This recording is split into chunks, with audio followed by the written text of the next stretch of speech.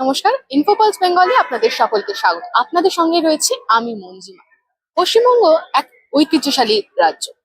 তার হৃৎপিণ্ড হলো শহর কলকাতা, যেখানে মেলবন্ধন ঘটেছে আধুনিকতা ও ঐতিহ্যে। তবে সময়ের সঙ্গে সঙ্গে কোথাও যেন এই আধুনিকরণে হারিয়ে যাচ্ছে ঐতিহ্য। সেটাকে ফিরিয়ে আনতে এবং বাঁচিয়ে রাখতে আইসিসিআর অডিটোরিয়ামে আয়োজিত হলো এক আলোচনা সভা, যেখানে অংশ নিয়েছে অনেক গণ্যমান্য ব্যক্তিত্বরা। সেই ছবি আপনাদের সামনে তুলে ধরবো। পশ্চিমবঙ্গের ঐতিহ্য শুধুমাত্র স্থাপত্যে রয়েছে এমনটা নয়, বরং বাংলার ঐতিহ্য লুকিয়ে রয়েছে খাদ্য, পোশাক ও উৎসবে। তবে আগামী দিনে সেই ঐতিহ্যকে বাঁচিয়ে রাখতে বিশেষ উদ্যোগ নিল হ্যালো কনক্লেভ। আইসিসিআর রবীন্দ্রনাথ ঠাকুর সেন্টারের সত্যজিৎ রায় অডিটোরিয়ামে বসেছিল জমকালো ৮ পর্বের আলোচনা সভা। সেই বিশেষ সভার সঞ্চালনায় ছিলেন রেশমি চ্যাটার্জি। বিভিন্ন ক্ষেত্রের বিশিষ্ট জনেদের উপস্থিতিতে জমে উঠেছিল আসর। সেই সভা শেষে এই বিশিষ্ট ব্যক্তিবর্গরা কি বার্তা দিলেন শুনে নেব। নিজের ফাইন্যান্সিয়াল বিজনেস শুরু করতে চান? ভারতের টপ ব্যাংকিং ও ফাইন্যান্স সেক্টরের সঙ্গে পার্টনার হওয়ার সুযোগ এখন আপনার হাতের মুঠোয়। Low refundable investment, high profit, wide product range, সাথে full end to end support. সময় কিন্তু সীমিত। এখনই যোগাযোগ করুন 7003571225 লিমিটেড অফার আজই অ্যাপ্লাই করুন। Start your own financial business today. একটা সেশন তো না, এখানে অনেকগুলো সেশন হচ্ছে পরপর পরপর। There speaker speaking. The main উদ্দেশ্য সেটা হচ্ছে যে মানুষের মধ্যে তাদের হেরিটেজ, তাদের যা রয়েছে সেটার প্রতি একটা যেন আকর্ষণ থাকে, সেটার প্রতি একটা শ্রদ্ধা থাকে, সেটার প্রতি একটা ভালোবাসা থাকে। চেঞ্জ তো হবেই, কনস্ট্যান্ট চেঞ্জ দরকার, নতুন জিনিস আসবে, কিন্তু তার সঙ্গে পুরাতনকে পুরোপুরি ভুলে গেলে হবে না। সেটাকে মেনটেন করা এবং তার যে বিউটি সেটাকে ঠিক মতো বোঝা। যেরকম ধরুন একটা পুরোনো বাড়ি যখন আমরা সেটাকে রেস্টোর করছি বা তৈরি করছি, আবার ঠিক করে দেখাশোনা করছি, সেটার মধ্যে হয়তো নতুন এলিমেন্টস থাকবে, কিন্তু একেবারে সেই আধুনিকীকরণ করে নিলে কিন্তু নিজের হেরিটেজ, নিজের ঐতিহ্য, নিজের ভালোবাসার জিনিস হারিয়ে যাবে। আমার নিজের কাছে যেরকম আমরা নতুন বাড়ি করেছি শান্তিনিকেতনে, কিন্তু যেহেতু শান্তিনিকেতনের পরিবেশটা একটু অন্যরকম এবং কবিগুরু রবীন্দ্রনাথ ঠাকুর এবং তার সঙ্গে যারা ছিলেন তারা একরকম ভাবে প্ল্যানিং করেছেন বাড়িগুলো কেমন হবে, আমরাও চেষ্টা করেছি আমাদের বাড়িটা যেন আইসোর বা আলাদাভাবে প্রকটভাবে দেখা না যায়, যেন সবকিছুর সঙ্গে মিলে যায়। এই জিনিসটা নিজের ঐতিহ্যকে ধরে রাখা এবং সেই ঐতিহ্যের ব্যাপারে গর্ববোধ করা, এটা করার জন্য আমাদের আজকের এই কনক্লেভ। এবং এখানে অনেকেই ইয়াঙ্গার জেনারেশনও এসেছে, যাদের মধ্যে এই বার্তা ছড়িয়ে দেওয়া খুব প্রয়োজন। ইয়াং জেনারেশনের মধ্যে কি এই হেরিটেজ বাঁচিয়ে রাখা সেই প্রবণতা আছে, নাকি আধুনিকরণে হারিয়ে গেছে? না না না, হারিয়ে যাব না। বাঙালির এটা একটা সমস্যা, সবকিছুতে আমরা গেল গেল রব তুলি। আরে হারিয়ে কেন যাবে? নিশ্চয়ই জন্মেই তো আর বড় হয়েই তো একটা বাচ্চা হেরিটেজ বুঝবে না। ইট টেকস টাইম। তাকে তার জীবনের মধ্যে দিয়ে তাকে তার হেরিটেজ সম্পর্কে বোঝাতে হবে। অবশ্যই চকচকে জিনিসটা একটি বাচ্চার ভালো বেশি লাগবে, কিন্তু এই যেটা চকচকে নয় তার মধ্যে সৌন্দর্যটা, অন্তর্নিহিত সৌন্দর্যটা, সেটা তো বোঝাতে হবে। সেটার জন্য চোখ তৈরি করতে হবে। সেটার জন্য এই ধরনের কনক্লেভ যেখানে লোকজন কথা বলছে, এটা ভীষণভাবে ইম্পর্টেন্ট। হেরিটেজ কনক্লেভ 2026, এটার উদ্দেশ্য একটাই, এই জেনারেশনের কাছে হেরিটেজের ডেফিনেশনটা কি, এটাই হচ্ছে আসল ব্যাপার। আমরা হেরিটেজ হেরিটেজ সংরক্ষণ অনেক কিছু নিয়ে কিন্তু কথা বলেই চলি।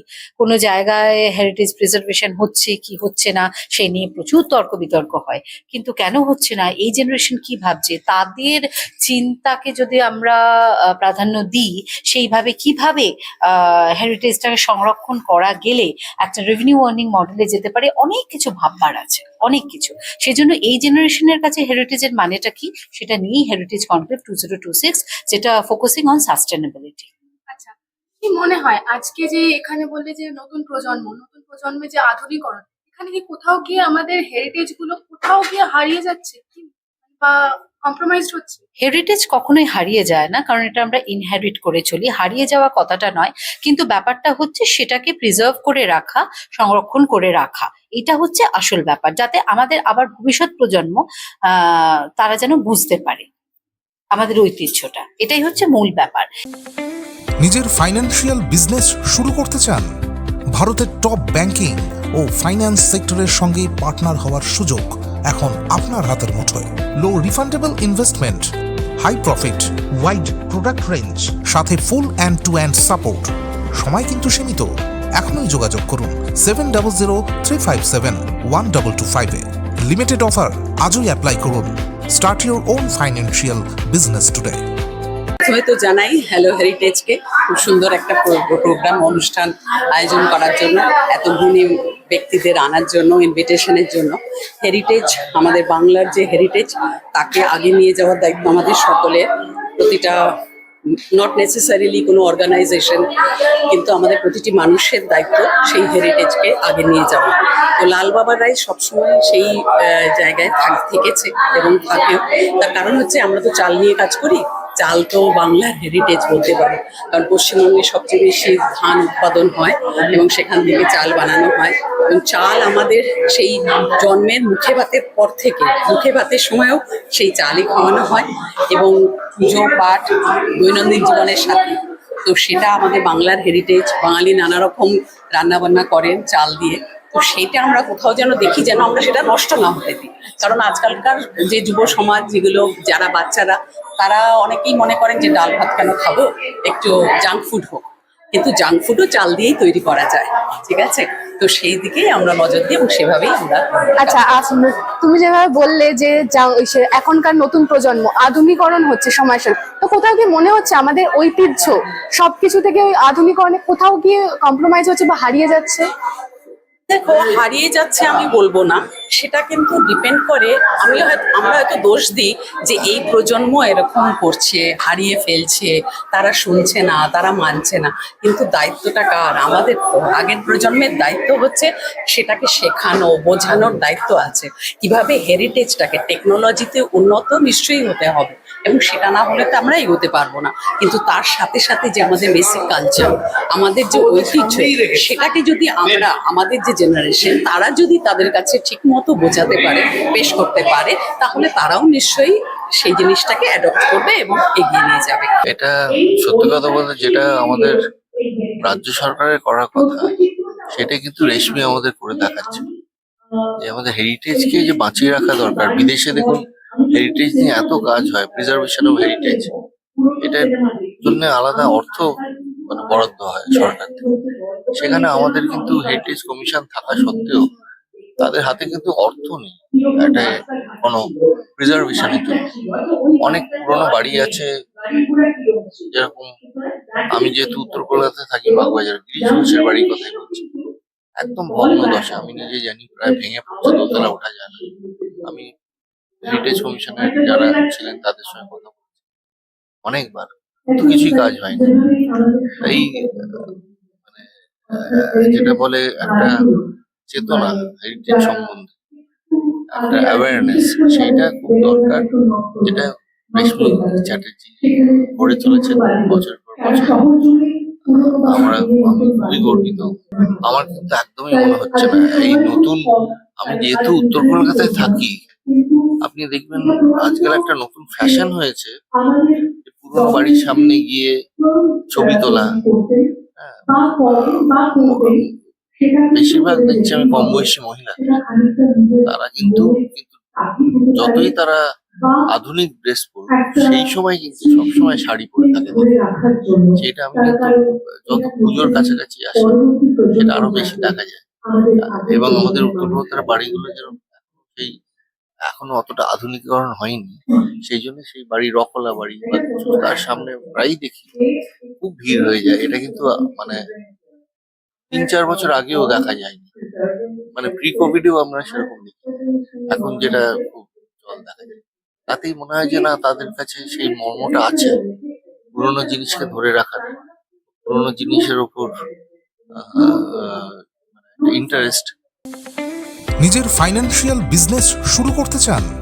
ভারতের টপ ব্যাংকিং ও ফাইন্যান্স সেক্টরের সঙ্গে পার্টনার হওয়ার সুযোগ এখন আপনার হাতের মুঠোয়।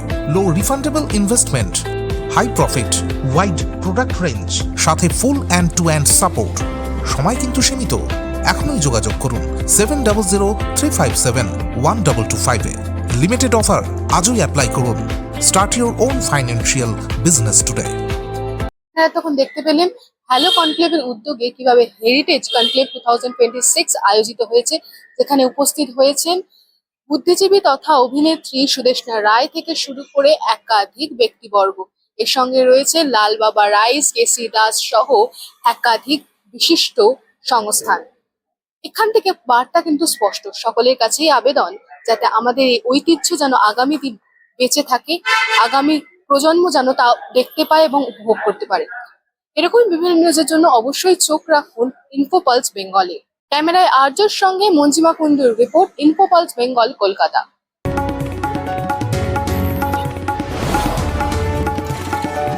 আপনারা দেখছেন ইনফো পালস বেঙ্গল, সত্যের স্পন্দন, বাংলার কণ্ঠ।